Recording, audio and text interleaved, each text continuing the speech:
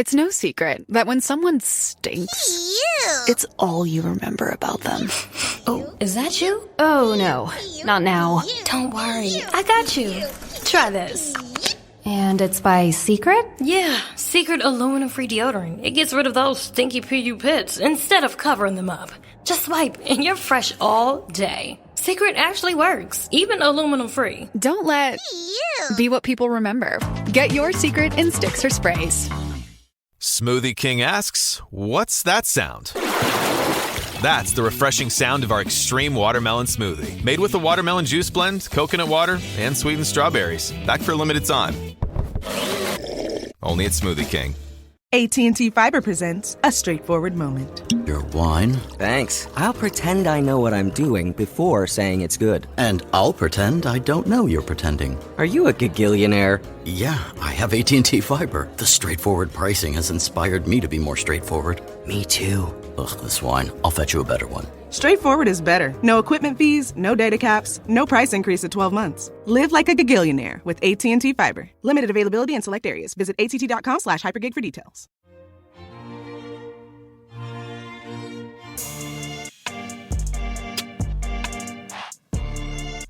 Hey everyone. Welcome. I knew that was going to happen.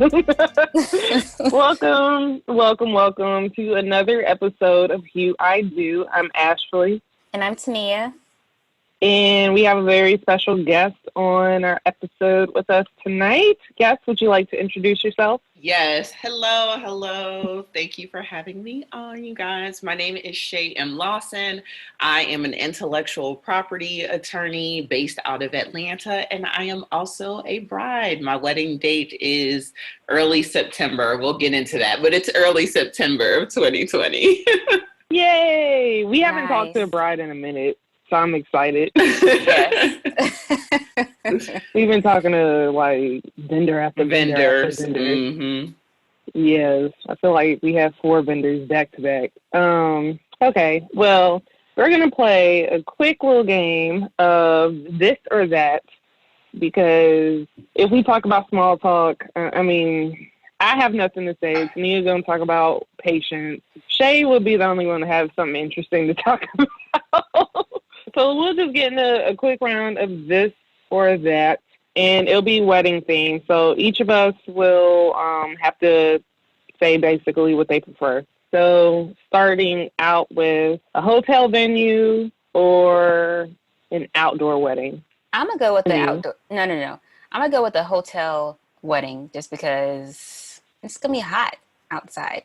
Well, depending on when you have the wedding, but yeah, let me stop being complicated. I'm going to just say hotel.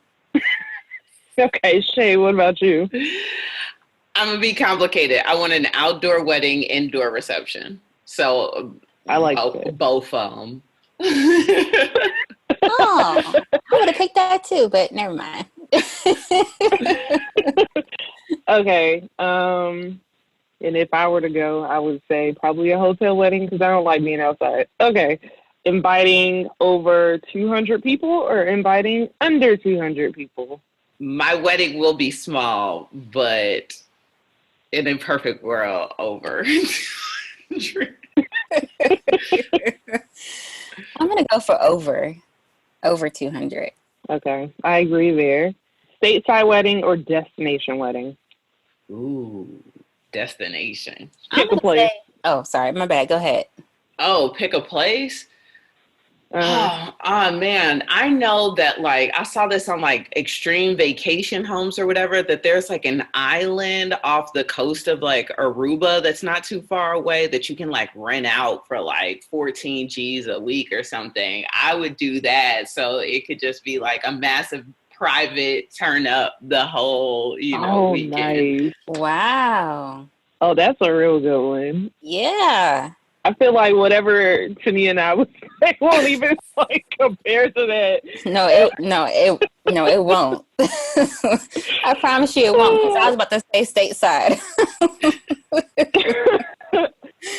In a perfect world, I would say destination. I have no idea where, but the only reason I say this destination is to cut down on all the family members I would not really want to invite.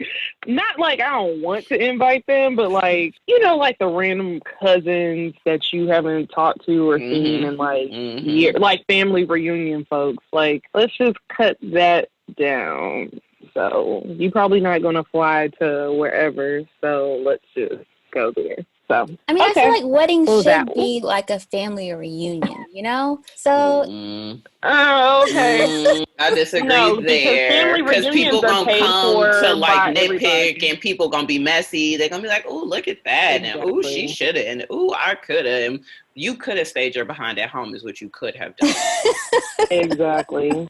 And like with family reunions, everybody pitches in usually, or at least my family reunions, everyone has pitched in to pay for like, oh, we're going to this hotel or we're going to do these things at this place. Weddings is like a select group of people that are paying. It's not a family thing. It's, you know, like, no, we're not having everybody pay for this. Yeah, I mean, like the family that I would invite, these are family members that I haven't seen, but like they're like near and dear to my heart. So that's why I say, you know, it's going to be like a little family reunion just because, you know, of that. But I'm not just inviting everybody now. But anyways, go to the next one. So now we're done with that quick little round of this or that. And before we get into our episode, we're going to take a quick break for this wonderful ad. So, what are you doing? I know, you're listening to this podcast, and we appreciate you for doing that. However, we need you to do us a little bitty favor. Nothing too super big, but we need you to go to iTunes and tell us if you like us. Tell us how much you like us on a scale from 1 to 5, and give us a good comment. We would love you forever for it. Thanks, boo. And now we are back. Let's get into these questions. Okay. Again, we're talking about Shay's wedding. Granted, everybody knows. If you're listening to this episode, chances are you're stuck in your house. You've been stuck in your house for 6-7 weeks at this point, probably. So everybody is aware of Corona and what she's doing to everyone out here. But Shay has a more personal story. So, yes, now we're going to get into, like, the meat of it all. If you're listening to this episode and you're like, why should I keep listening? That's why. So keep listening. Anyway, Toniah, take it. All right. So tell us a little bit about you as an attorney. So, yeah, if you guys are listening and you're like, why should I continue to listen in? The story isn't really just about me. If you're listening to this, hopefully, you know, you are making moves and deciding what you're going to do next with your wedding. And I want to be able to help you. And so I'm an intellectual property attorney and I handle a lot of transactions. So my practice primarily focuses on trademarks, copyrights, and contracts for social media influencers and entertainment professionals. I operate a boutique law firm. I am a sole practitioner, so it's just me by myself. And I would say on average, the types of clients that I have in the social influence sphere have anywhere from 250,000 or more followers. So in my practice, I help my clients navigate brand deals, endorsement deals, sponsorship deals. Of course, on the entertainment side, I am doing record deals, publishing deals, kind of business deals. And, you know, a lot of celebrities get into now investing in businesses and ownership and launching their own businesses and things like that. So I work on both sides. I help them protect their brands through trademark and copyright, and then I handle their actual business through transactional work and reviewing and drafting and modifying contracts. Yo, so you're doing it out here. Right. Basically. Right. And I like that.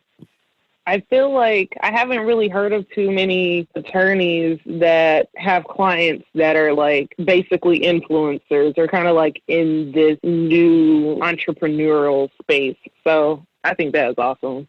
Yeah, it's definitely new. Very And I'd cool. say that how I actually found you guys or how I got tagged to the page is a really good Mhm. friend of mine. I'm originally from Cleveland, so it's a good friend of mine from back home in Ohio. Her name is Cara, Mhm. and she is an influencer in her own right. And so she has like this audience on Twitter. She has like a luxury mom audience on Instagram that is Yes. literally her audience is luxury moms. And so Yeah. she posts about, Louis Vuittons and Louis Vuitton and, like all these, kind of luxury things and organization and her kids and her lifestyle. And that is how I found you guys. So there's definitely different spheres of influence, and what's really cool that I see emerging, so I'm really glad that you guys are creating this space, is like the Black bridal space, where it's like, as a bride, when I went looking for stuff, nothing looked like me, or there were a lot of pages for like Nigerian brides, and that was all I could go on for like makeup or hairdos or dresses or something like that. So I'm really excited to be on your platform and talk to other brides of color and all of that jazz. Awesome. Well, thank Nice. Well, we're you. happy We're excited to to have you you here. on here. Yes. Yes, definitely. Okay, so let's talk about, your husband. How did y'all meet? Oh my gosh. So I know if you are listening to this, you're probably like, didn't she just say her wedding was in September, but they just said her husband. So if you're listening to this, I got married on March 30th. And last year on March 30th, I went out with a gang of my homeboys, and it was the first hot day in Atlanta, and we were outside kicking it like, Atlanta, Atlanta people like to do. And we went to a spot that was super, super crowded and had a bunch of drinks, but we were really hungry and there was no way we were going to be seated soon. So we went to a pizza spot that had just opened up, like this part of town that's gentrifying. And so it was equally packed. And the only seat available was next to my now husband. And because I was with a bunch of guys, they all let me sit down. So I sat down next to him. Our stories diverge after after this, but that is how we met. We met at a pizza shop in Atlanta. I like that. I want to know what pizza shop that is. Amaza on Edgewood, the one that just reopened. Okay. Oh, I have heard of Amaza. Okay. Yep. Okay. So how did your husband propose? So he proposed on Labor Day. So a really good friend of mine who actually is she's a professional makeup artist. She does makeup for like the Housewives and Married to Medicine and those shows and things like that. Anyway, her birthday is Labor Day and she is from Trinidad. So every year for her birthday, she has a breakfast party. And I went, and so this breakfast, for those of you who have not been to a breakfast party, first of all, get you some island friends. Second of all, the party starts at 7 a.m. and it's a real party. Like, people are dressed, people are drinking, the DJ is loud. It is a legit club at 7 a.m. and people are on time for it. So I went to this breakfast party and I call him and I'm like, can you pick me up? I'm ready to go. And this is like noon. And he's like, well, I'm at a coffee shop and I'm writing. So, and I was like, you know what? I'm going to catch a lift and get some food. And so I caught a lift to this place that I've been dying to go to over in Atlanta on the Beltline, like this Korean street food place that just opened up. And so I was like, okay, I'm going to go because finally it won't be busy. So I go, but gotcha, it was Labor Day, so it was closed. And so I go to another place. And by the time I get to the next place, he hits me up and it's like, hey, did you eat yet? And I'm like, no, I actually just sat down at a restaurant. And he was like, okay, cool, I'm going to swing by and meet you. So he comes and he meets me there and we eat. And in true fat girl fashion, we're like halfway through eating. And he's like, do you want to get ice cream afterwards? I'm like, Absolutely. And and I know this is so sad. And I'm like, and I know a shortcut to get there. Like, we don't even I know I found this new shortcut to the ice cream spot. So he's like, okay, cool. So we finish our food. We go to and a bit of irony, and I hadn't thought about it before. That day we ate at a pizza shop too. It's called Nina and Rafi's. And so we leave there, and I hate pizza. So anyway, so we leave there and we're walking on my shortcut to the ice cream place, which is like cutting through some condos, up some stairs, like across a water tower and all this other sort of stuff. So we're walking. And I'm just talking. And so then finally, like when we get like close to the ice cream place, we're walking on the sidewalk. And I'm like, do you know where we are? And he's like, yeah, I know exactly where we are. And I was like, where are we at? And he was like, this is where I said I love you, which it was like while we were dating, it was the first place that he said I love you. And so he was like, this is where I said I love you. And so he's like, actually, this is what I was writing earlier. So he pulls a note from out of his pocket, and I start reading it, and it's like, who would have known from a 1 in a million encounter I would have met a 1 in a million person, and I mean, it's like, and I'm like, oh my God, what? Like, now mind you, I've been at like a breakfast party. So I'm like, what is going on? I'm sweated out, like I look like I'm fresh off the playground, my hair frizzy, everything. I'm like, oh my God, like this isn't happening right now. I start laughing. And so I'm reading it, and finally I get to the bottom of the page, and it has a little arrow and it says turn over. But when I turned it over, there was nothing on the sheet of paper. And when I looked up, he was already on one knee with the ring and proposed. Oh my gosh. That was like the best story ever. Right. So, I mean, our next question is like, did you have any idea he was going to propose? Like, I'm guessing you didn't.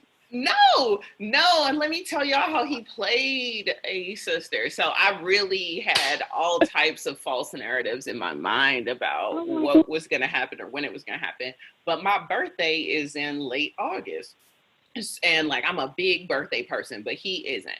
And so he knows that I'm into birthdays. So he kept saying, you know what, this Saturday, he said, I'm gonna let you have your birthday to do what you want to do.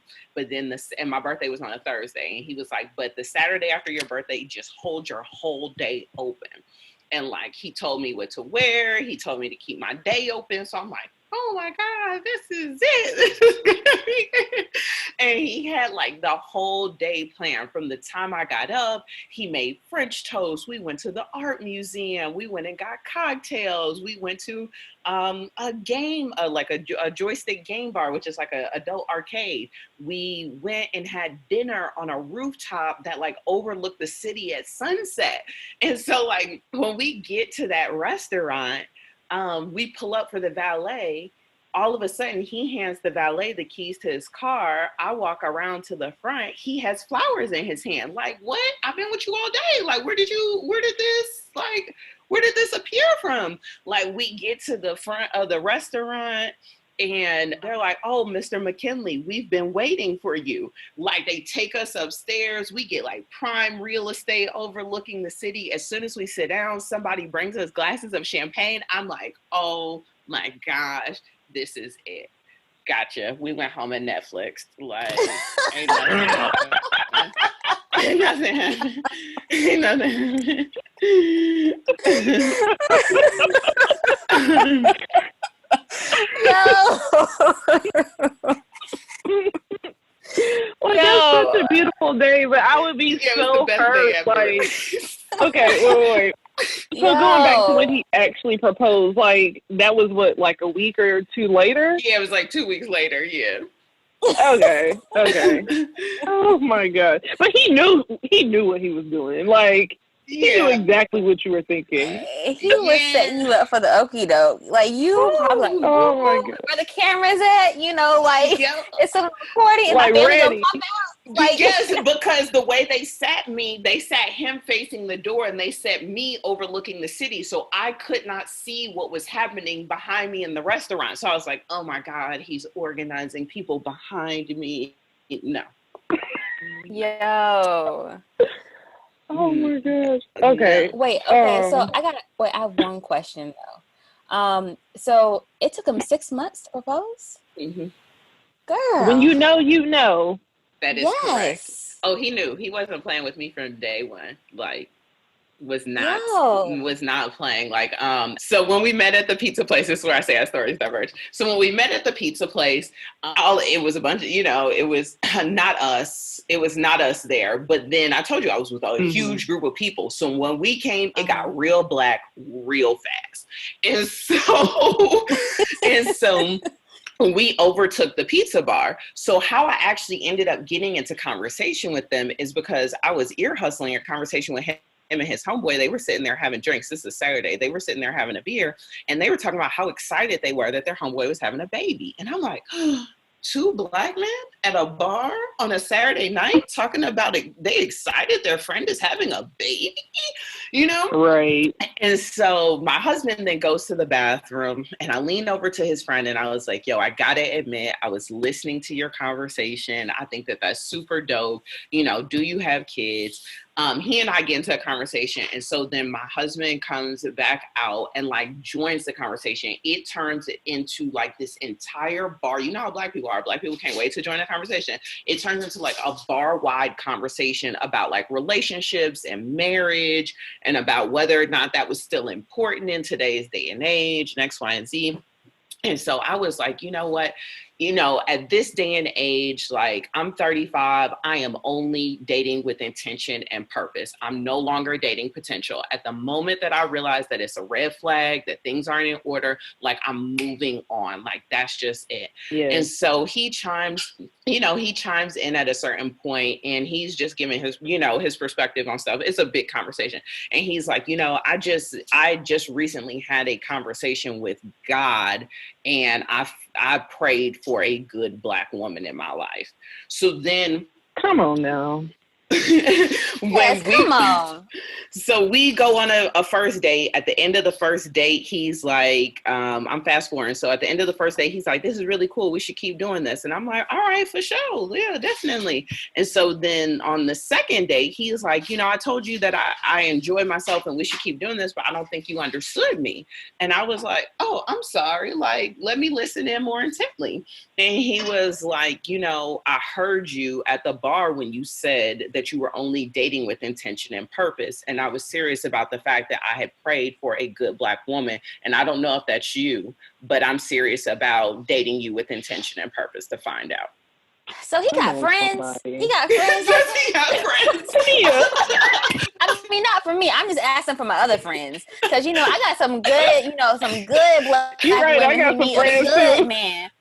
But seriously, for me, I got that anyone, is but... so rare. Yes. That's so sad that is so rare. That's what I tell him that 30s, all the time. Especially your mid-30s. You are a unicorn. I tell him that all the time. And he's like, what are you talking about? Who are you been? And I'm like, no, this is the experience of black women.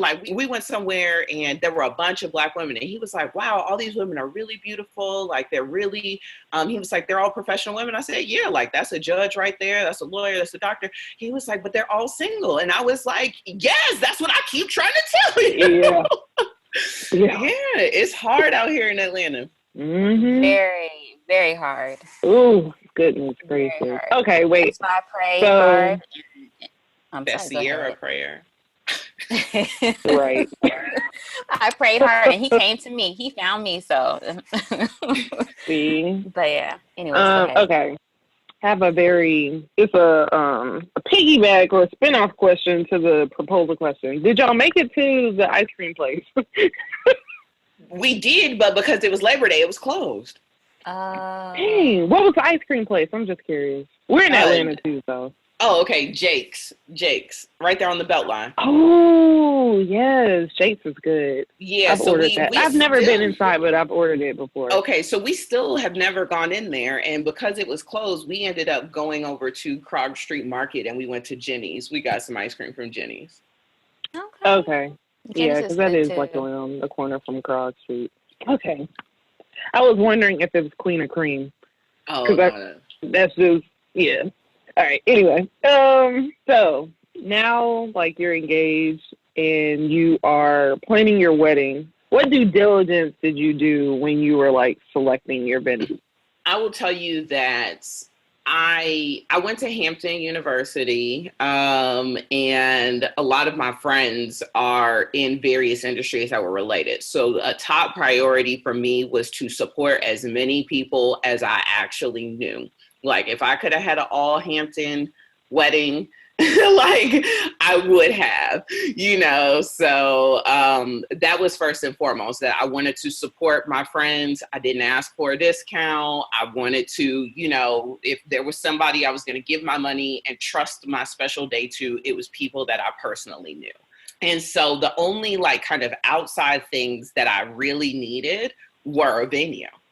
And so I searched for a venue on Here Comes the Guide. And then when I looked at some of the due diligence that I did was I looked at the reviews on Here Comes the Guide. I looked at the Google reviews, and I looked at the Better Business Bureau reviews. And then I also checked like hashtags, and I checked the comments of their social media as well.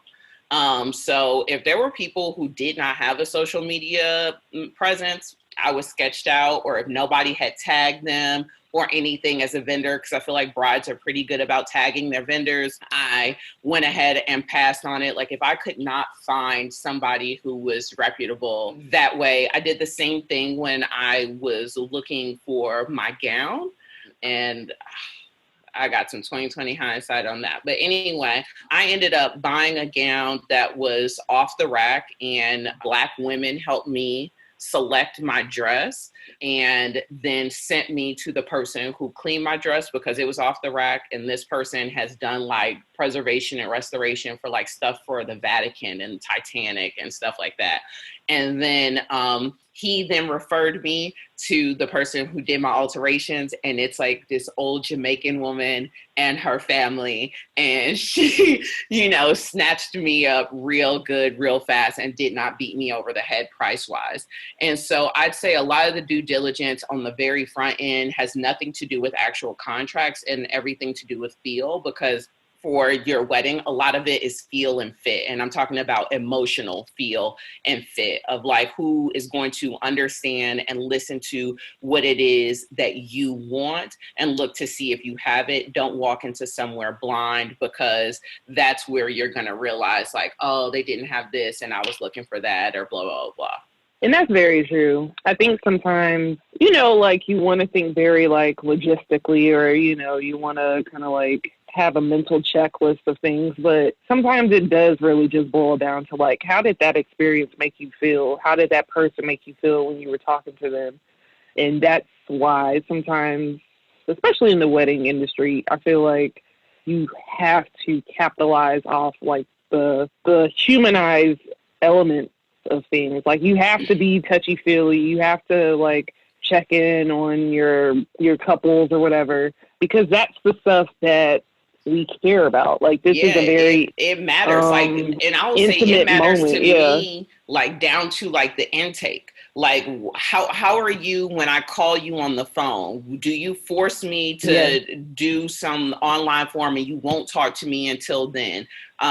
Is the first question you ask me, what is my budget? So before you hear anything else, if the first question you ask me is, what is my budget? In my mind, especially being a Black person, that makes me feel like you're saying you might not have enough money for me. So let me find out if it's worth talking to you. Nothing turns me off quicker than if you do that. Don't count my coins. Exactly.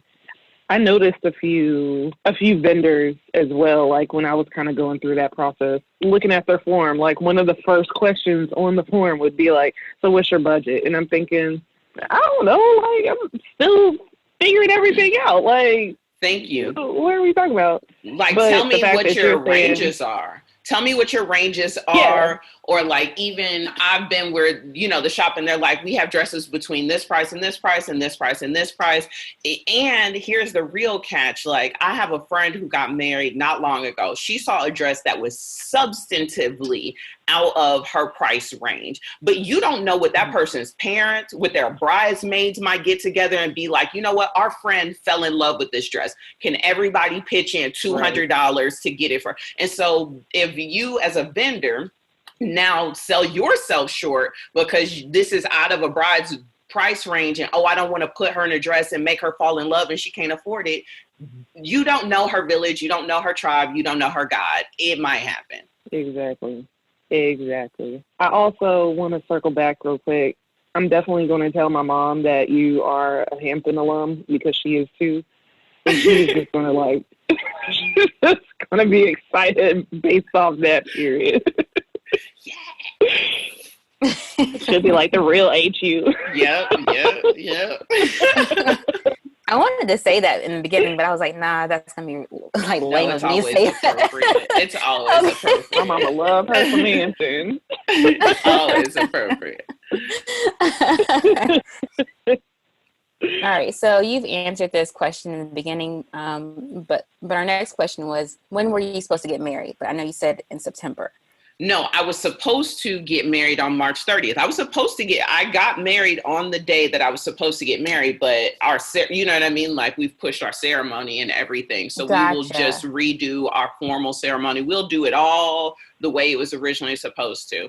But we got married with the pastor on Monday just because the date held significance, because that is the day that we met. And we just wanted to keep to that date that we had chosen. So it really came down to the line for us with Corona, because I just feel like everything just hit at the middle of March. Like, it was really just like, this is something going on everywhere else in the world, but here, boom, America got you, stay home. And it all just literally happened in like a few days time. So we went from like, we'll ride it out. Well, you know, that was when they were like, no gatherings more than 500. We like, cool. No gatherings more than 250. Cool. And then it was just like every time something. Right. Yeah. So about the 13th or 14th, when they finally said no gatherings over 50, we were like, all right, like we got to call it a day. Like, we got to postpone. Wow. How was that emotionally for you? Like, because I've heard about some brides that were like, just like, because we talked to several vendors a few weeks ago just to kind of see like, how are they doing? What should brides know? Things like that. And some of them were like, my bride basically cried all day, but then after kind of getting through the like morning of her wedding day, then we were able to like go from there and like make steps and, you know, adjust. Do things like that. No, you know what? I think it is probably like a little bit of the lawyer in me that like, I didn't have a total like physical breakdown. Like, I had moments where I was really sad. I had moments where I maybe briefly cried, but there was no day where I was just like, this is it, I'm not getting up, you know, or something like that. Like, it really, really sucked. Like, you know what I mean? There's no two ways around it. But in the midst of doing that, it was like literally in the same day that I postponed my wedding, I postponed a sorority event that I had been planning for 6 months that we had like over 300 people registered for. And then I helped a client of mine write a postponement email for a spring tour that basically had sold out dates. So it just hit me in every aspect of my life where I really didn't even have time to truly break down, because I needed to find appropriate professional wording and wording for my sorority and all of that to back cancel all of these things. So when I sent that initial email letting, you know, my guests and stuff know, it was just kind of rank and file of like just checking another thing, you know, off the list. But I mean, it's hard. I would say something that I would, in the kind of aftermath of that, is number one, my vendors did reach out, and that was really awesome, and just reaffirmed them to me as vendors, where they were like, hey, I know there's a lot of craziness going on. They were proactive. They were like, I know there's a lot of craziness going on. If you need to postpone or, just let me know what's going on and I'll work with you. And then number two, when my husband and I finally sat down to decide what we were going to do, we really focused on what were the feelings and intentions that were important to us and how could we maintain and recreate them even though it was on another day. And so I think that those are kind of like the main things that help you through, and you do have to mourn the loss. Nothing will replace that expectation, but you want to bring it as close to those original feelings and intentions and values that you had in the first place. Gotcha. So it was kind of like business as usual. Let's just keep it moving. Okay. Quick piggyback off that. So when in September, is it like towards the beginning of the month, kind of like closer to Labor Day or?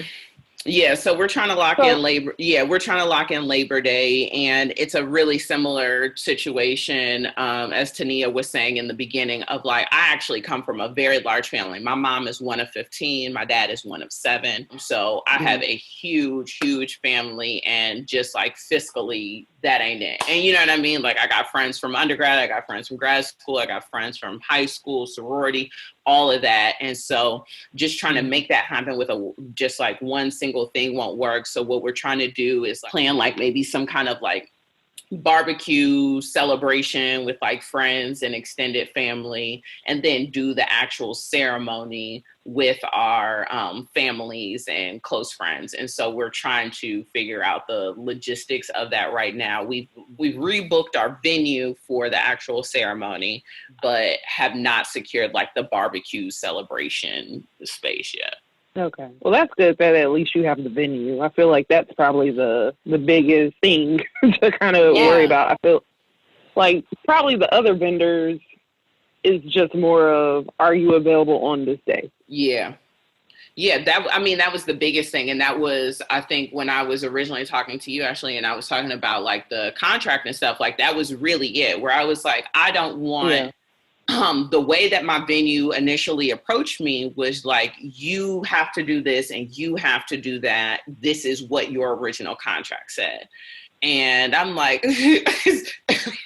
let me tell you what the contract said, and so, it all went well. And the person at our venue is a dream. I will say that she is absolutely a dream, but it was really just, clearly understanding, I love you. I love this venue, but I also know my rights. Let me tell you what we actually agreed to. Here it is in the contract. And so you do want to make sure that when the things that you are paying the largest amount of money, take the time to read those agreements and go back and forth. What is it? A closed mouth doesn't get fed. And so sometimes when somebody's handing you a form, you feel like you can't change anything. No, literally go back and it's hey, can we change this? Can we adjust that? Can X, Y, and Z?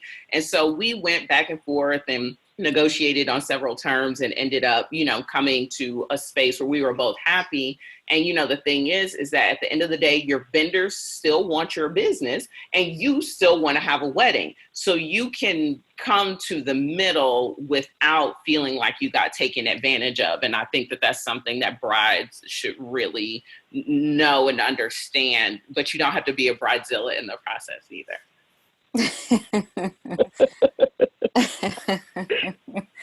So basically what you're saying is hire a lawyer during that time period to review the contracts. No. I don't think that of all the things that you were paying for a wedding, no, I don't think you should hire a lawyer to review your venue contracts. But you do, I think I'm skipping ahead in the questions, but some of the things that you do want to focus on are what is the deposit schedule? What does the deposit give you? What doesn't it give you? I need to be crystal clear on, do I get chairs or no? You don't want to pay $14,000 for a room only to find out that you still need to pay $3 per chair. So literally when you are envisioning everything in your room, you need to ask whether that is included or whether you need to pay for it. Because in the wedding industry, you are paying for everything down to the napkin, the silverware, the glass. So don't assume, do not make any assumptions as a bride. Ask what all is included, what is not included, what is extra, what does my deposit cover? Right. Should I need to change my mind? And a lot of brides do change their mind. Like, is there a return of deposit, or does it dwindle? Like, where it's like, okay, 100 days out, you can get 50%, 200 days out, you can get 75%. You want to understand those refund policies. You want to understand your deposit policies. You want to understand what your extras are. Are you paying, is the price that they are quoting you inclusive of gratuity and tax? Because you don't want to get blown away by that in the end. You want to know about your cancellation policies. You want to know your amendments. So a lot of times in the wedding industry, because things have to be ordered and set up so far ahead of time, that once you agree to something, they put those wheels in motion. So now if you change your mind about your theme or what you want or X, Y, and Z, and you have to change, like, hey, you know what? I want this instead of that. Will there now be another fee to stop the process of this and change it again? Like it's called a change order fee. So you know what I mean? Like those are things that I would tell every bride to look for. So again, it is refund, deposit, cancellation, gratuities and service fees, a la carte fees, and change order fees. Whew. It's a lot. Yeah, you taking notes? But it's needed. I mean, yes. Because they'll get you. They'll get you. They'll be like, oh, these napkins weren't included. I'm sorry, sweetheart. These chargers were $3 each. Like, they will get you. Mm-hmm. Ooh. They really will. In the most minuscule detail of the day, that thing adds up, because it's probably the one thing that's per guest. Like you're mentioning chargers. Nobody's thinking of chargers in the grand scheme of a wedding day. Like, when you think of what your wedding day looks like, you are not thinking about flatware. You are not thinking about chargers. Yeah. You're not thinking about little stuff like that. You might be thinking about centerpieces. You might think about table linens. Might.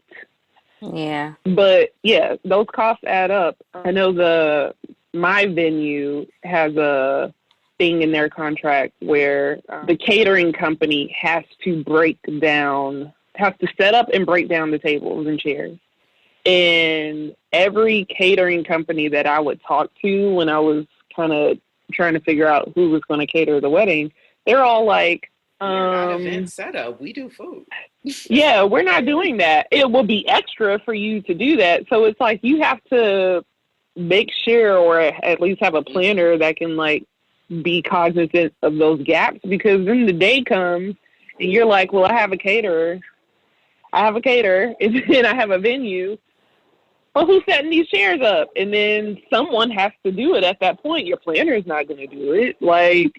Your caterer is looking like, well, we didn't include that in our contract. So, yeah. Those are types of things you want to know. I would also say time. So you want to know, especially in this hops to your videographers and your photographers and also your venue. Like, when you're booking something for 4 hours, is that 4 hours of an event, or does that mean you get 2 hours for an event and 1 hour for takedown and 1 hour for setup? You really want to, when you are buying something by the hour, you want to understand what's included in those hours. And so I would say the same thing for your photographer, your videographer. You need to understand that they need enough time to arrive, to set up shots, to see the area, all of that sort of stuff that is going to take a bit of extra time. And you would hate to book, let's just say that you have a 10 a.m. wedding and a noon reception that ends at, I don't know, a noon reception that ends at 3 or something like that. But you've now only booked a photographer for 4 hours. Well, now he's gone in the middle of your reception, because by the time he took pictures of you getting dressed and the first look and then the actual wedding and then the family pictures in between,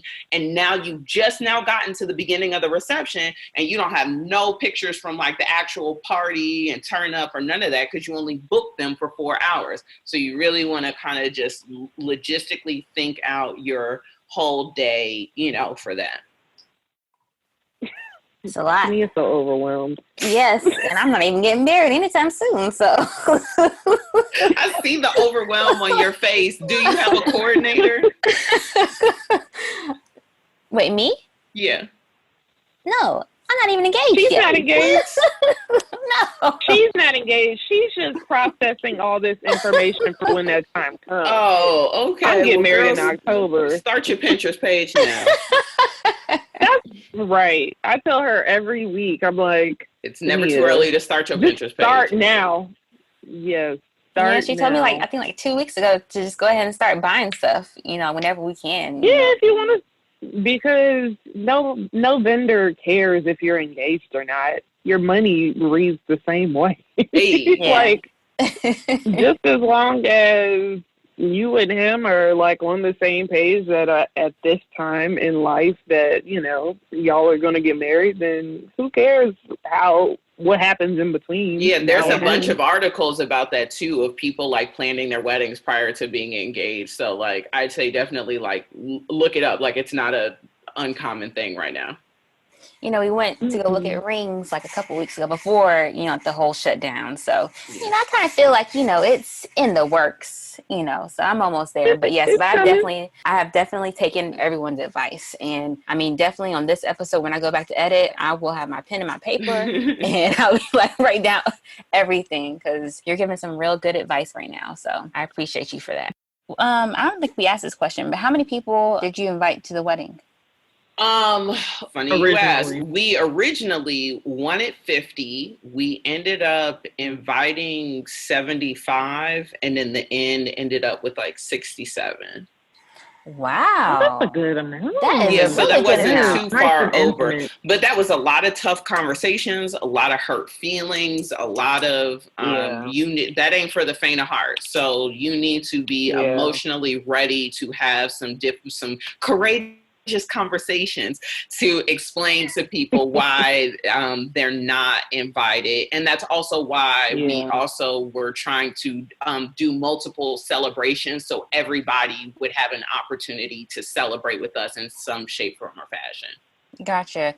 Yeah, I was not expecting those numbers, especially since you said like your mom is like one of 15 and then like your father is like one of 7. Yeah, 7. Courageous I like conversation. Yeah, because I like that though. Talk about husbands and then children, ain't no cousins, ain't no nah. Yeah. Are you having kids at the wedding? No. Oh no. Girl, no, I felt like I could have told you that. I mean, maybe 1 or 2. I strike you as the kind of person? Like, no. But like just based off of like y'all's courtship to like how he proposed to just kind of like the maturity of like both of you, just from like what I've gleaned from this conversation, what we, like little conversation we had on Instagram before this, I can see a very intimate wedding. Like that seems like you're really intentional about like the people that are in your like circle, and that not everybody should basically have access to this moment because it's so special and it's so intimate and it's so like yes, that's it. So like weddings have become like a spectacle. And people forget like the spiritual significance of like, I am coming into a covenant with God, a covering with God. And the people that are here, you are actually entering this covenant with me because I'm asking you to help me uphold this promise that I have made. And, some of the top advice that you always get, that you will always hear, is that you don't let everybody in your relationship. You don't tell everybody your business. Everybody should not be privy to that nucleus that you guys are creating. And so it was really important that the people that we invited to the ceremony were the people that were a part of that nucleus. Now I'm going to call you and ask you for advice. Like, how can I be a better wife? How can I step up to the plate here? I'm really struggling with this. Can you give me, I don't want you just here to talk about what the food was or was the open bar popping or blah, blah. Like, I don't just want you here as a spectator. I am bringing you into this covenant with me. I can celebrate. I'm marrying this man for the rest of my life. Like, this is a lifetime deal, right? I can celebrate with you whenever, wherever. We can always celebrate. But as far as the actual ceremony and the marriage, like, yeah, we want to be intentional about who's a part of that and who we're bringing into that covenant. What is it? Skin folk and kinfolk? Ain't it right? Look. But I liked how you were still including everyone by doing like a barbecue, you know, or doing like another function. Granted, that's more money, but you know, but that's the time to do it. And it's cheaper than a wedding, and people are just happy for you. You know, some people are just genuinely happy for you, and it's like, yeah, let's turn up, let's get it popping. But They you're just want to genuinely celebrate happy. with you. Yeah. People get so caught up, I think, sometimes, and it kind of goes back to what you were saying. Like with social media, you kind of think you have to do things a certain way. Like you don't have to have everybody act this thing. Like if people are just genuinely happy for you, they will be happy to celebrate with you no matter how you do it. Yep. Whether they invite you, like whether you invite them or not. Like honestly, the real ones are like, look, if you can't invite me, I understand because I know how expensive weddings are, this, that, and other. You don't have to have a ceremony. You don't have to put on a gown to celebrate a union. Like you were saying, you can have a barbecue. You can have a brunch. You can rent out a restaurant. Like you don't have to, you can go on a vacation. Like you don't have to do it in this way with like these big centerpieces and like the, you know, like you were saying, the decorative like dance floors and like you don't have to do all of that stuff. Like it's nice if that's you, but you don't have to do that to celebrate the union. And like, yeah, I basically agree with you because it's also, especially when you have like big families sometimes and people do want to feel included. Sometimes they don't understand, but it's like, I'm still inviting you to something. So like, if you have hurt feelings about that at the end of the day, that's on you. Like you have done your part. Your heart's not in the right. That tells me your heart's not in the right place. Just like you said, like at the end of the day, if people want to celebrate with you, they will be happy to celebrate no matter what. Like I have friends that once I explain, and I mean, these are good friends that I had conversations with, and I was like, hey, this is how we're doing things. Like, you're more than welcome to kind of this, but we're keeping this small. And they're like, listen, I'm just happy for you. You tell me where to show up and I'm going to be there because I'm just happy for you. Exactly. You know what I mean? And that just tells you, I think a lot of friendships are made and broken over weddings, unfortunately. So, you know, I'd say mentally prepare yourself for that as well. Toniah. Toniah call everybody her friend. No, I don't. No, I mean, I do. Everybody, my friend. I got a million friends. Well, can we be friends? No, but I do have, you know, my close friends, you know, and then I have like my associates. And you have a lot of close friends. Yeah, I do have a lot of close friends.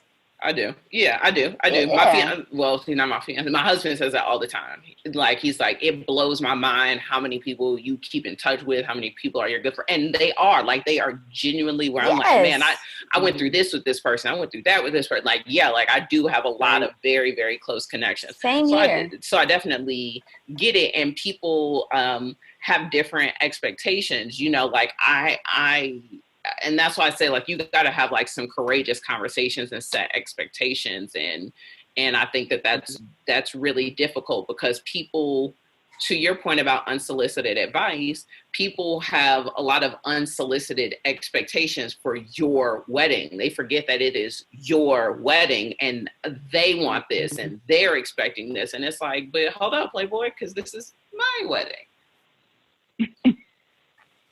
Right. Yep.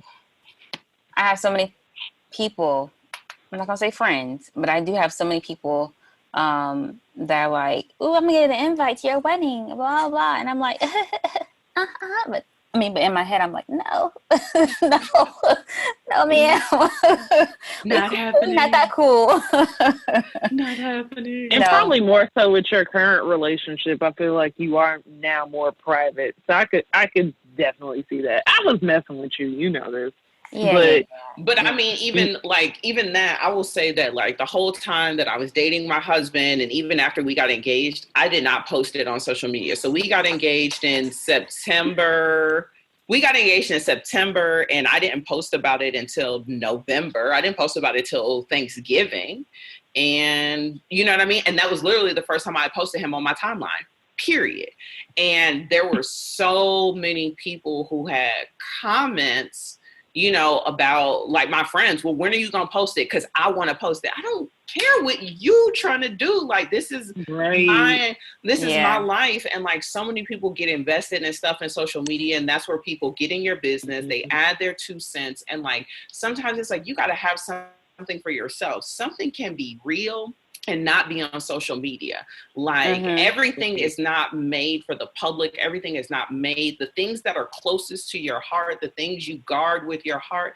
Like, I don't have my niece on my social media. I don't have my godson on my social media. Like, the things that I hold close to my heart are not out for public consumption, you know? And so I just feel like a lot of times people try to force your hand based on the things that they want, things that they would do. And sometimes you do feel guilty, like, am I doing something wrong? Should I be doing this? And it's just like, you really just got to make decisions for yourself and do stuff, you know, in your own timing. Like I did an interview the other day, and they took pictures from off my social media, and the picture that they took from my social media was the picture of me and my husband. And now he's in this article for this thing that he didn't sign up for, that he didn't, you know, he wasn't a part of. And I have to think about things like that when you publicly post stuff. Yeah. Wow. I didn't even like think of it in that aspect. The digital footprint of things. Yeah. I remember going to a workshop about that some years ago, but it was more kind of centered around like your child.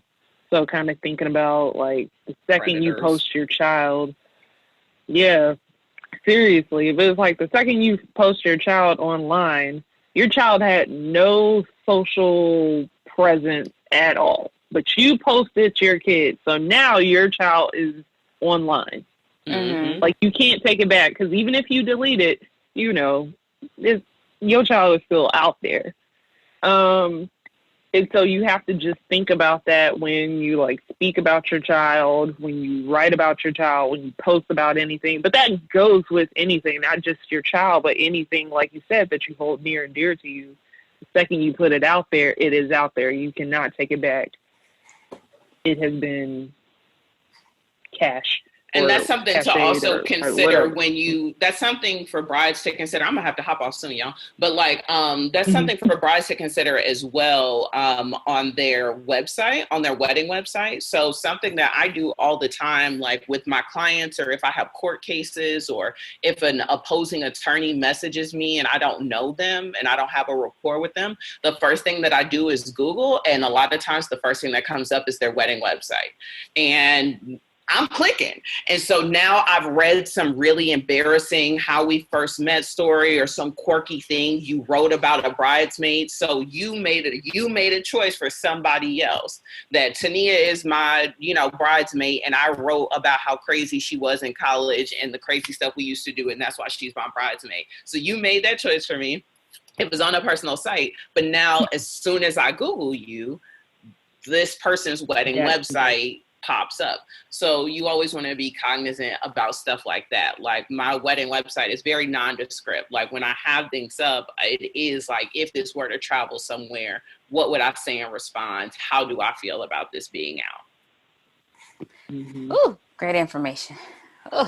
Yeah, wedding websites have the best SEO on earth. So like, that's yes, probably gonna show up right. I would say it's normally somebody's Facebook page, their LinkedIn page, and then their wedding website is like the third Google result. That is very true. That is, yeah. So are you working with like a planner or a coordinator, or are you just doing this yourself? I am doing this myself because I'm too much of a control freak. And there's that. And I have a really good friend of mine who is entertainment manager at a large, amusement park that I shall not name. And and she has agreed to be my day of coordinator. So because she manages entertainment for like one of the biggest, parks in the world, I trust she can execute, the day of a wedding. But other than that, I'd rather execute the details on my own and save the money. And I've also been like really disappointed. I have been in a million weddings. I feel like I've been in a million weddings. And like, I have just seen some really trash coordinators. I have seen some really trash coordinators where I'm like, what were you paying for? What are you here for? Yeah, actually. I'm laughing, but I just remembered a wedding where, I agree. Everybody and their mama might call themselves a planner or a coordinator, but no. But the fact that you're like, able why are you taking pictures on your smartphone during the anyway? I'm sorry. No, but the fact that you were able to coordinate, or not coordinate, but to plan your whole wedding and then have someone in place, like, that speaks volumes to me, because I am such a frugal person. So like, you're saving coins, and you have friends in high places who can, pretty much run the day. I'm all like, yes. You know what? For one of the other weddings that I was in, I was talking to her, and she was like, you know what? If there is ever a time in your life that you should call in favors, like, now should be it. Like, your wedding should be it. This is the time that you should utilize your network, and so I've been a part of bridal parties where we literally put together programs. Like, we sat at somebody's house, for a weekend and like glued together all the programs and all this other sort of stuff because they were saving money. So I just think that brides, or, I would say brides and grooms, need to be wise and utilize their village, because you would be surprised what people are willing to do. And it's not always about putting together the bomb bachelorette and the Instagram ready bride tribe crap. Like, a lot of times it's like, hey, I'm trying to save these coins. Help me make this decor. Help me put together my invites. Help me do so-and-so. And it gives you an opportunity to spend quality time, do something that's memorable, and you're saving money, in the interim. Nice. Did your vendors make it easy for you to reschedule your wedding? Yeah. So just like I said, they were all pretty proactive. Like, once everything with coronavirus hit, a lot of them reached out to me before I could even reach out to them to say, hey, we know everything is crazy. Should you need to change your dates, let me know. My husband booked the videographer, the same thing. He reached out to him before we even reached out to him and was like, hey, let me know, for the dates. Just like I said with the venue, even though we kind of had that back and forth about the contract, they were very accommodating, like, hey, call me on my cell phone. I want to work this out for you. Let's see if we could do this or that. Like, I would say from beginning to end, everybody, literally, like, my florist, oh, look, I have the flowers right here. My florist, so pretty. hand delivered these on Sunday to me, Wow. like, so just like out of kindness. So, I definitely would say that the vendors that I worked with did make it very easy to reschedule and were very proactive. They didn't leave me to guess for anything, where it was like, hey, I still want to work with you. Let me know what you're doing. Gotcha. You had a really good group. And hopefully, like, you are able to tell us who your vendors were, because is it time for vendor shout out? Is it time? No, not yet. But I'm just like, jumping the gun. No, but I'm just like, I need to know who your people are, because I mean, a lot of brides don't have your story, Oh, wow. So that's true. Wow, I have heard about crazy.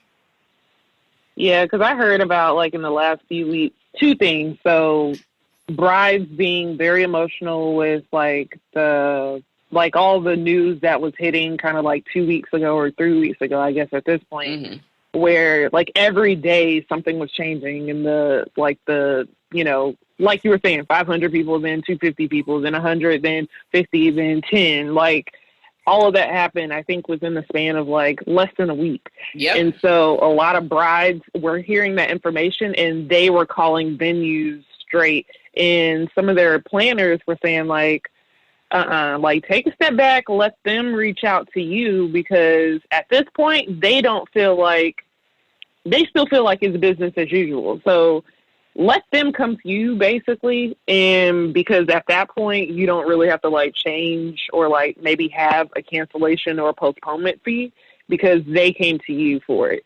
But if you go to it emotional crying, yeah, they'll move your date, but you'll probably have to come up with like $500 or $250 or $1,000 depending. And there are like some of these vendors that were like, my videographer posted on his Insta story sometime last week about some videographer that like, I guess there was supposed to be a wedding like last weekend, and the videographer was basically like, yeah, you know, like, oh, okay, you're postponing it.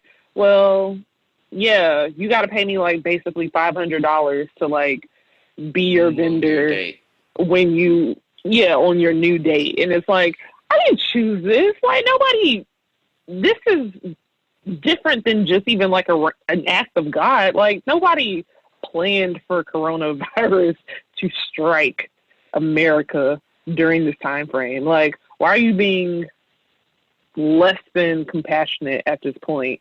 So yeah, you definitely like had the right vendors, because some of these vendors are just being trash, talking about like, yeah, pay me to move. What? Wow. You ain't working this date period. No, see, and that's the thing. I got 2 points because I don't think we talked about one thing. So number one, I'd say whoever it was, don't go and call and cry and X, Y, and Z. Just like I said, look at the paperwork. You spend too much money to be crying. Like, this ain't your parents. Like, you know what I mean? Like, crying ain't gonna get you what you want. Like, this is a business. Like, go and look at your paperwork, and the thing that you need to look for, especially if your city has issued like a shelter in place order, and shut down businesses and like banned gatherings, then you should look in your contract for what's called the force majeure clause. And it's normally like at the bottom and all that like legal speak, like right before you sign, where it's like jurisdiction and severability and modification. You'll see all this crap that you never read through at the bottom of a contract. One of those paragraphs most likely says force majeure. And force majeure, it means that if there is an act that's bigger than you, a bigger force than you, such as God, government, or health regulation that makes the execution of this contract impossible, you may terminate. And so you want to look through your contracts to see if there is a clause and hit them with a per our agreement on page 6, section 7. It says blah, blah, blah. I have attached the executive order from the governor of the shelter in place. Therefore, this is what I'm looking for from you. Like, you know, like don't take advantage of a bad situation. Just like I said, at the end of the day, we're brides. We still want to have our wedding, and you are running a small business as a vendor, most likely, and you still want these coins. So let's try to make a way to make it work. But don't bully me as a bride because this is something emotional, you know, that's happening to me. And so then the other question that you guys had given me was like, would you do business with a vendor who doesn't have a contract? And I would just say no. Like I just like I told you, like my vendors were my friends. These are people that I have known since I was 17, 18. I went to college when I was 17 years old. Guess what? I got a contract from everybody.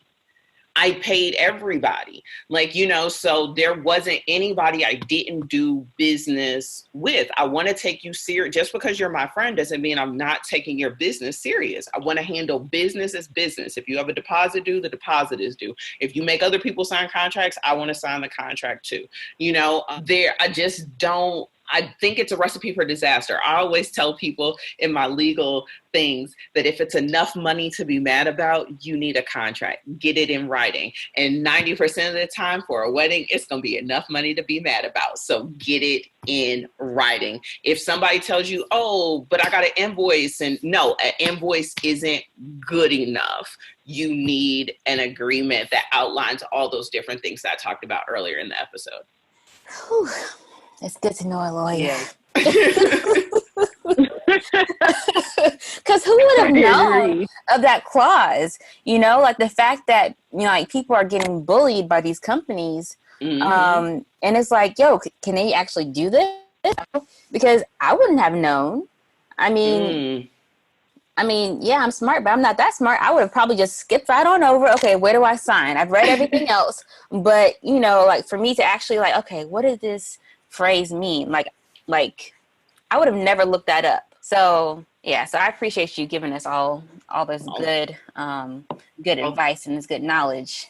So I will also say this, that if you are listening to the Hue I Do podcast and you are listening to this episode, this is not individualized legal advice. You listening to this does not create an attorney-client privilege, and this does not guarantee suitability for every individual circumstance and does not replace you getting individualized legal advice for your specific scenario. All right, thank you for throwing that clause in there. Like, what you're not gonna do is try to take this podcast to court. Right? Because my lawyer said, and it's like, whoa, sis, you just heard me on the podcast. We don't even know each other in real life. I don't even know your name, too. We are not friends. Like you didn't. Oh my God. The invoice. Thank you.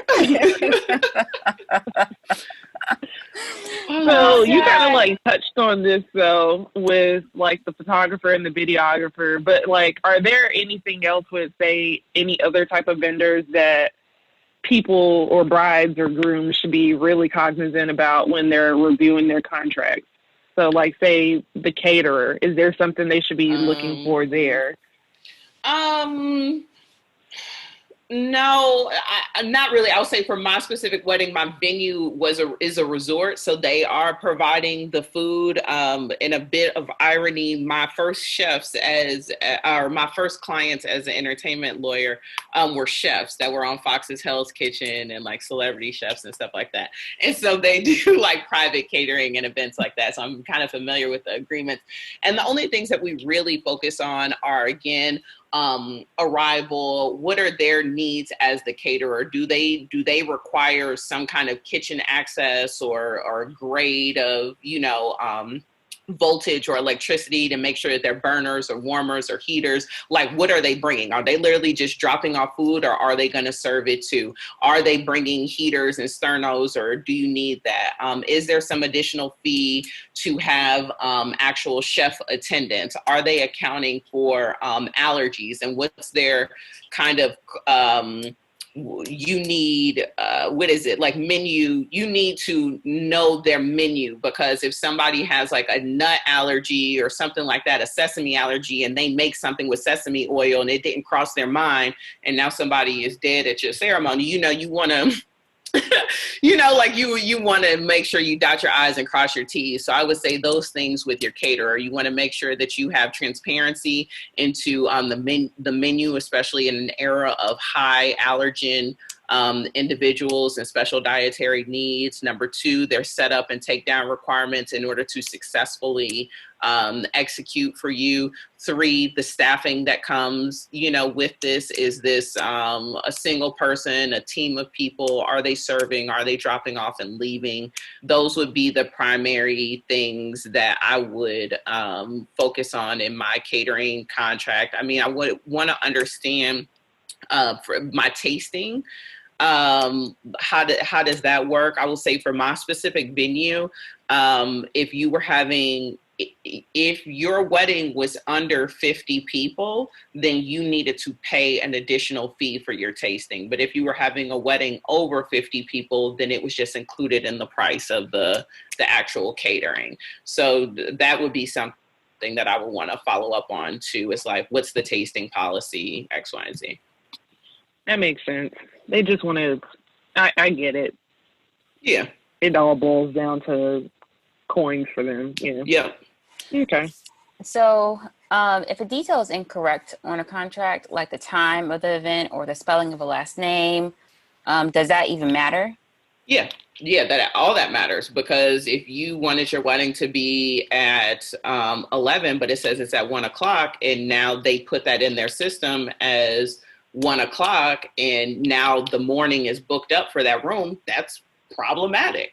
A lot of people have very similar names. Like, if there is a Shayla and a Shay Lawson, and now my contract has the wrong name, there's just too many variables. If something is wrong, those are details that should easily be fixed, because most contracts are fill in the blank. Most vendor contracts are fill in the blank. So it takes nothing to correct the blank. And I think that that's something that you might want to look at. If your vendor isn't taking the time to ensure the details of my fill in the blank are correct, are they going to pay attention to the details of my wedding?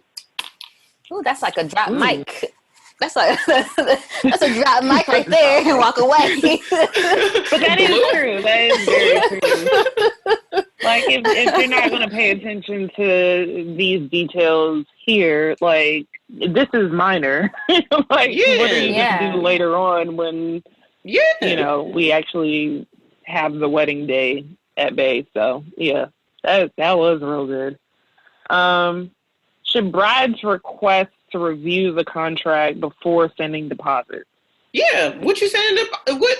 Huh? No, yeah, what you sending money for? We haven't agreed to anything. We have not agreed to anything. I don't owe you any money until we agree to something. We don't agree to something until an offer has been extended and I have accepted by signing my name. No, absolutely not, because what now? Shady vendor X has now taken your $1,000 deposit. What do you go to court and say? What is your response? What do you say? Where they're like, oh, that was a gift. She cashed out that me for my birthday. She gave that to me, just as a Corona love offering. You have nothing to really show that this is what you agreed on. This is why I'm giving you, contracts are offer and acceptance. It's a meeting of the minds, an offer and an acceptance. When you're talking back and forth on email, you're getting to that meeting of the minds. Until you have an actual document, there is no offer for services. Absolutely. Do not give anybody your money before you get paperwork. All right. That's real. Right. Because I think sometimes you could get excited and be like, oh, I really want to, like vendor X sends over their PDF and it's like their little brochure of, this is what I do. Here are my little packages. I prefer, you could start this. You could pay me this way. And you just like, ooh, I'm excited. Okay. What I need to do to book you?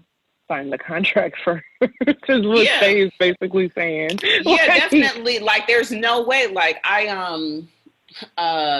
Will Smith has a YouTube. I can't remember what the name of the YouTube is, but he's talking about how he ended up getting Fresh Prince, and like how Quincy Jones like chased him down at like the Grammys or something like that.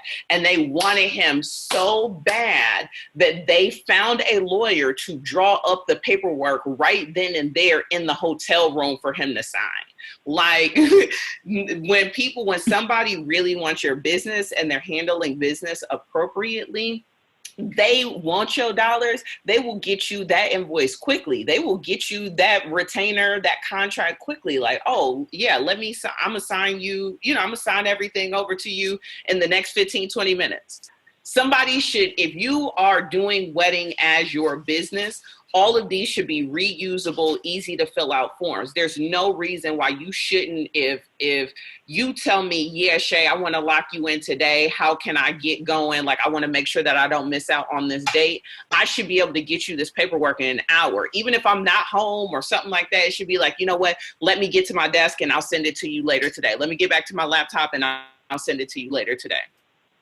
There's just absolutely no excuse. Don't let excitement get you out of money or get you scammed. And the catch is, especially right now in the coronavirus, with like all these small business, things, people who have been doing business via Cash App and Zelle and stuff like that have no business records to show that this is how they've been getting income. And so now they can't get a lot of the stimulus money, because they haven't been handling business as business. So then there's that. That's right. Oh, that is very true. Because I work for a marketing agency, and they've been discussing the small business stimulus package and all that. And, like under 500 people, it's a forgivable loan. And, I read up on it even before we started talking about it at work, but I thought like, I bet you a bunch of wedding vendors could also try to hop on this, but I ain't think about that, because you're right. There are some that try to push like, because a lot of these, like if they use some sort of service tool, like a HoneyBook or Aisle Planner, like some of these tools, they have, of course, like a fee in it or whatever, like a 3% or 3.5% or whatever, like service fee. But sometimes they'll say, you can use Cash App if you want to like skirt around the fee. It's like, okay. So then you send Cash App and you just put on here like heart in your comment. They can't take that back and say that heart was actually for, payment. And it's like, did you count that as income? You know what I mean? So it's like, that's a whole nother episode for a whole nother day. But it's like, did you count this as income? So even if you got the money via Cash App or Venmo or whatever, did you turn around when it was tax time and count that money as income from your personal business? Because once you make a certain amount of money on those apps like PayPal, all of those, they'll send you a 1099. So did you do it? Yeah, did you do it? Oh. but anyway, back to the brides. I would just say, don't in your excitement play yourself and get scammed. You absolutely need paperwork, because you need to, even if it is just a deposit, you need to understand, just like I said in the beginning of the episode, you need to understand the terms of your deposit. Is it refundable? Is it partially refundable? Is it refundable after a certain amount of days should you change your mind? Because you could be excited today and see something else on Pinterest next week, because Pinterest does that to you. You could go this place or that place and see what you were looking for, or go to somebody else's event and their vendor absolutely knock it out the park and you want to go with them. So you don't want to sign, or you don't want to send somebody without signed paperwork. Yeah. Okay. What advice do you have for a bride that just got engaged and is beginning her vendor search process? I'd say definitely explore all of your options. Pinterest is your friend, Google is your friend, Google reviews are your friend. I would say think outside of the box. Don't necessarily go to somebody who is a wedding blank. You might have gone to a baby shower that was well executed, a retirement party that was well executed, and that person might make more sense for your decor or your coordinator or your caterer or something like that. So I definitely say do that. I would say look at the hashtags. When you're looking for your vendors, click the, Black Bride, Atlanta Florist, do those. I'm trying to think. I would say also when you're looking for your vendors, this more so goes to your dress and your venue. Clearly understand what you do and don't want prior to arrival, and that includes the emotional feel. So when you are dress shopping, do you want that really intimate, like, oh, I want my mom and my grandma here, like that kind of say yes to the dress kind of feel? Or do you want like a wide selection of dresses so that you can see multiple things? So just know what you want ahead of time. Same thing with venue. You want to think about things such as the time of year, the weather, and also the time of day, because how will the lighting look on that, during that particular time of day? when you're looking at your venues and things like that, because some place could look completely different in the morning than it does in the afternoon based on like the sun and the shadows and all of that. And a place that you thought was really beautiful, you know, on a Saturday morning could look completely different Saturday evening, you know, when you have your event and now you're struggling with shadows for pictures and stuff like that. So I would just say, like, go with a plan. Don't blindly go reaching, because that's how you end up paying more than you anticipated. That's when you end up feeling overwhelmed. Just like genuinely think about what you want. And my last bit of advice would be like, don't let social media set the standard for your wedding. Just because you see people with matching robes and destination this and customized dance floors and excellent, don't feel pressure to have your wedding be all of that. You and your fiance should have a quality conversation about what are the true intentions and values that you all want to shine through on that particular day. I love it. All great advice. This was so great, Shay. Thank you. Yes. Yay, thanks for having me. Thank you. We are not going to let you go just yet. I'm going to move real quick into unsolicited advice.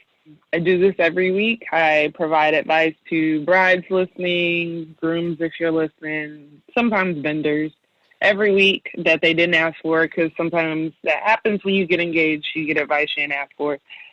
And my advice is, you know, how a lot of times couples will do a memorial table or a memorial section to kind of commemorate those that, you know, who have passed away that they would have loved to have been there. But one thing you can also do is do a love table where you celebrate the love of the different relationships that have essentially created the foundation that is you and your partner. So maybe it's pictures of like your mom and dad if they're married, or like step parents, or like grandparents, or aunts and uncles, or that's close such family a great friends. idea. My husband was just talking about like how important community was to like making him ready for marriage. That's so awesome. That's such a cool idea. I'm about to tell him as soon as we get off. That's such a cool idea.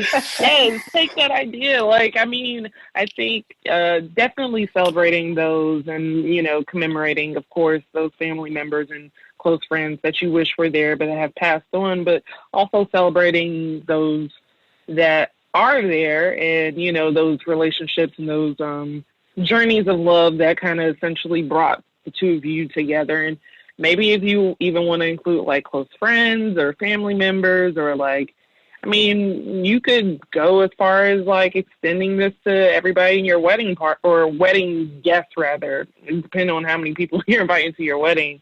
But I just, you know, wanted to actually provide a solid piece of advice for 1 week. But yeah, my fiance and I have been considering something like that. Also because like his mom's maiden name is Love. So I think, you know, just tying in like the love. Is she related to the Virginia Loves? That's a very good question. I have no idea. Oh, okay. What, y'all family or something? No. But you know, the Loves are a big deal in Virginia. That's why the state motto is Virginia's for lovers. Like the Love family is a really big deal. I had no idea. I knew about Virginia's for lovers, but I didn't know that there was actually like a familial tie there or something. Yeah, it's like the Loves and the Lovings. It's like the Loves and the Lovings are the same family. And I want to say that they were the first like biracial couple. Oh. Okay, so I remember like that movie that came out a few years ago about like the it was, I think the movie was called Loving, with like it was a black lady and a white guy, and they got married. Oh, that's real. Okay. They're real people. Yeah. Okay, I didn't realize it was a movie. They're real people. And yeah, the families, you know how like names are, what do you call it? Like branch off from each other. So the Love and Lovings are the same family. Oh, wow. Did not know that. Okay. So now I'm going to ask tonight, Wow, thank you. Nice. Things, nice. Yeah, it's just learning things all around. Okay, so Exactly. Wedding vendor time. Mm-hmm. So we are gonna move into the wedding vendor love, and Shay, I'm gonna have you go first. Woo! All right. So I want to shout out all of my vendors. So my venue, which I said absolutely sweet, like they are just like the sweetest people ever. It is the richest resort at Lake Chateaugue. Really awesome place. Like everybody there, when you talk about some place that makes you feel like family, like that's them. They're always excited to see us, very accommodating. It's really beautiful. It's a small property that sits on a lake in a mountain valley. And I found them on Here Comes the Guide, and they're doing the catering there. My photographer is Jackson Photo Group, owned by Jack Manning.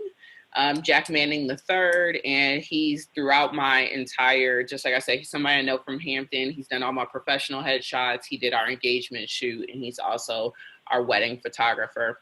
The makeup artist that did my engagement shoot, her name is actually Ashleigh Gray, and her Instagram is Makeup by Gray. But the friend that I mentioned earlier, who's from Trinidad and who will do my makeup for the wedding, she is So Siobhan, and she's So Siobhan on Instagram. And then the videographer that I really wanted to use, but he was unavailable, is Champagne Noop. And his thing is Champagne Love Stories, and he was unavailable, and y'all need to get y'all coins together for him. But he's worth the money. Hold on, babe. What's Luke's Instagram? Oh, okay. I'll have to send y'all. Our videographer who was available on this day is actually a good friend of my husband's, and his name is yeah. Okay, I'll get you his social media afterwards for our videographer, and I think that's everybody. Oh, I got my dress from Anya Bridal, phenomenal. My my alterations were done by KT Bridal, and my preservation and dry cleaning was done by the professional cleaners of Sandy Springs, and the owner's name is David. That's what I told you does the preservation for like the Titanic and the Vatican and all that, and he's phenomenal. Awesome. Nice. Y'all need I'm to definitely here. Sorry, go ahead, Ashleigh. Oh yeah, well, Tonia's about to say like, what, take notes and like get down all these vendors because they are like. Yes. I was going to say I'm just here for the fact that you have a videographer, because I feel like people are not getting videographers. Like, well, why not? People are just being fine with, because folks think that they can just have a photographer and that's it. No, I need footage. Right. Crazy to me too. Crazy to me too. You need to see the right video to be like, whoa, I need somebody to capture like the emotion. Yeah, pictures are cool, but to kind of capture like the emotion in videos, I definitely think that's like a top. If there are things if you are a bride and you're trying to figure out where your budget is going to go or what you really want to spend money on, like to me, I would splurge on your videographer and your photographer, because those are going to be the only things that you can take away from that day. Like nobody cares about your program. Nobody cares if you have menu. Nobody cares about your table tents. Nobody cares about your silverware, your chargers, none of that. Like, so save the money on that stuff and pay for the people who produce the memories. Yeah. I agree. And the food. Absolutely agree. And the food. Because I will drag you for some terrible food. Like, what is it? Like that show, that Four Weddings? This food was terrible. I was starving. Right. I ate before I came. Right. Oh my gosh. There's always somebody complaining about the food on that show. It's like, I didn't like what she had during the cocktail hour. Then why'd you Girl, you're not gonna win this here's anyway. something different that we did that that I'm glad that we did. That a lot of people, get wedding favors and they leave them at the table at the reception or whatever. But then, a lot of people just forget about them or leave them behind or, whatever. So we sent out our favors with our invitations. Ooh. Because you're paying extra for the postage anyway. So yeah, we put our favors. We had we had magnets and coasters, and we put them in the invitation. Nice. Ooh. Well, I'm gonna go ahead and say my my vendor really quick. All right, so my wedding vendor for this week is. She actually creates bouquets for brides. She's based out of Atlanta. Her Instagram is Belle Lux Bouquets. And going through her Instagram, the bouquets that she creates are very, very pretty. Her name is, hopefully I'm not messing it up, Mandrisa. And again, she's based out of Atlanta. So you can find her on Instagram. You can also find her on her website. I don't know it right now, but I will go ahead and make sure all the information is in our description box or wherever. It'll never be there, but I know, and I keep saying it. It'll be on the Instagram. Yes, it'll be on Instagram. Yeah. Okay, so you said she does bouquets, like the bouquets. Are they silk or are they like real flowers? Like, is she not doing centerpieces and arches? Is she not a florist? She just does bouquets. Yeah. Yeah. So she and so I think she does a mixture of silk and then also real flowers. No, but she actually designs the bouquet holders, and also I think she puts the bouquets together. So definitely look at her work. Yeah, she does corsages and everything. So yeah. Gotcha. Okay.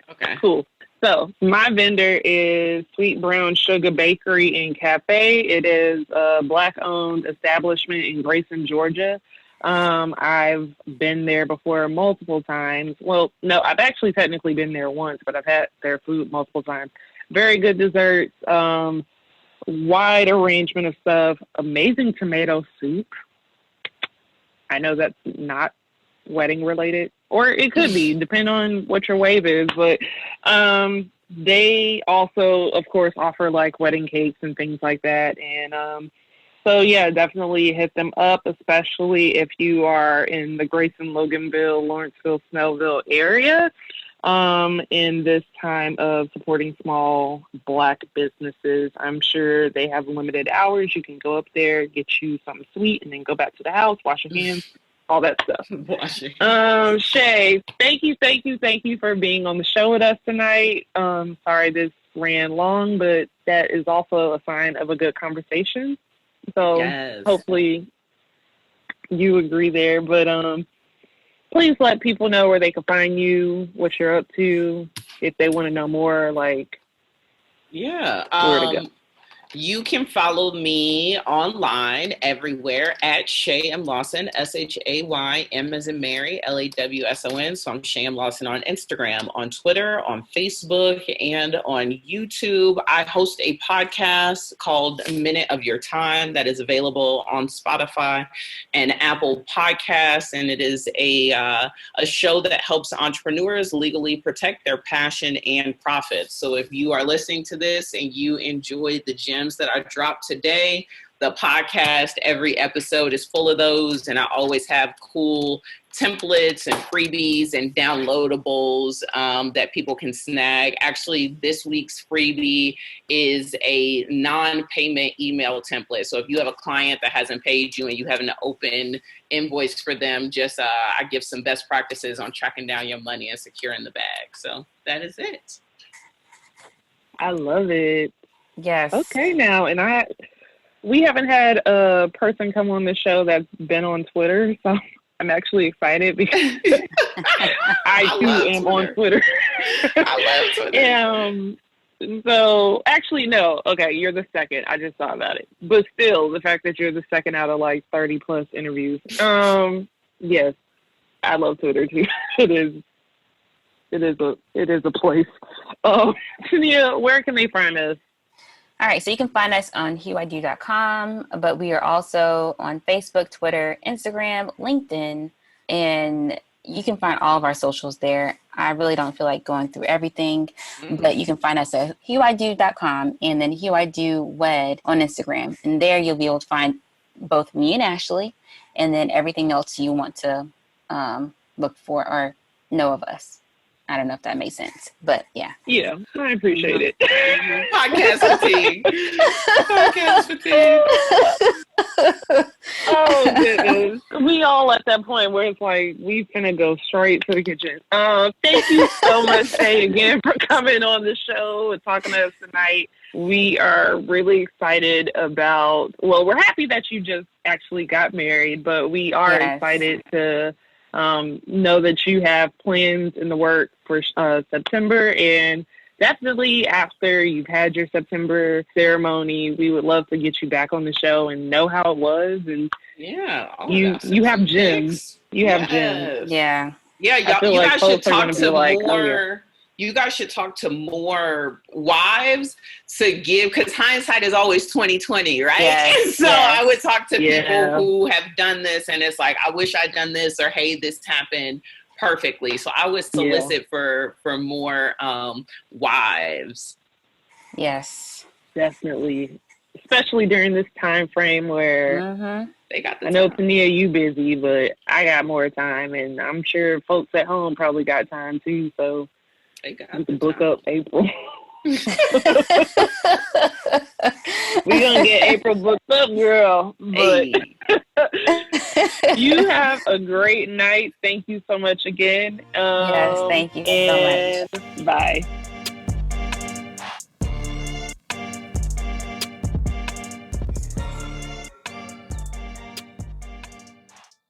AT&T Fiber presents A Straightforward Moment. Your wine? Thanks. I'll pretend I know what I'm doing before saying it's good. And I'll pretend I don't know you're pretending. Are you a gagillionaire? Yeah, I have AT&T Fiber. The straightforward pricing has inspired me to be more straightforward. Me too. Ugh, this wine. I'll fetch you a better one. Straightforward is better. No equipment fees, no data caps, no price increase at 12 months. Live like a gagillionaire with AT&T Fiber. Limited availability in select areas. Visit att.com/hypergig for details.